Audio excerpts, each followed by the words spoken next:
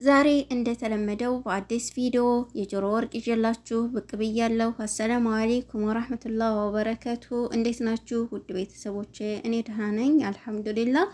ሁላችሁንም ሰላም ብያለሁ። በያላችሁበት ሰላማችሁ ብዝዝት ይበል። ሀገራችንን አላህ ሰላም ያደርግልን።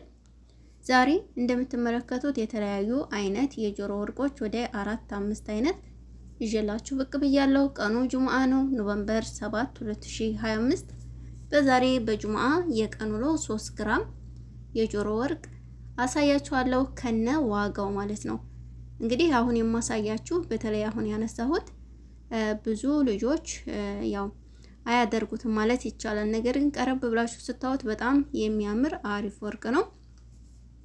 እንደውም ይቺ ብዙ ጊዜ ከማቀርበው ወርቅ ለየት ያለ ዲዛይን ናት፣ እንጥልጥል ሆና ማለት ነው። እና ውድ ቤተሰቦቼ 3 ግራም ደግሞ ይቺኛይቱ ናት ማለት ነው። ይቺ ማለት ነው ሀባይብ አሁን የማሳያችሁ 3 ግራም ይቺ ናት። እኔ ለራሴ በጣም ነው የምወዳት። ከድሮ ጀምሮ ኢትዮጵያ ላይ ራሱ ኢትዮጵያ ሲያገቡ ምናምን ይገዟት ነበረ በፊት።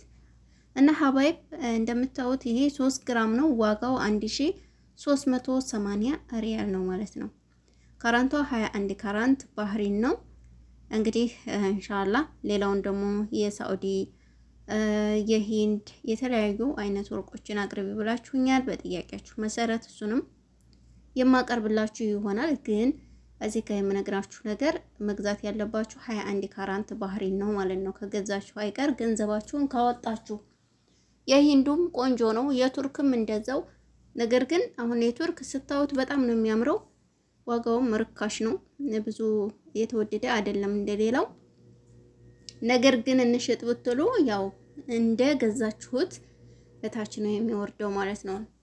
እና ወዶችዬ ከገዛችሁ የኩዌት የሳዑዲ እንደው የሳዑዲ ወርቅ ማለት ነው የኩዌት ወርቅ ብትገዙ፣ ከዛ በመቀጠል ግን የባህሪን 21 ካራንት ወርቅ ግዙ ማለት ነው። የሚያዋጣችሁ እሱ ነው። ይሄንን ነው የምላችሁ።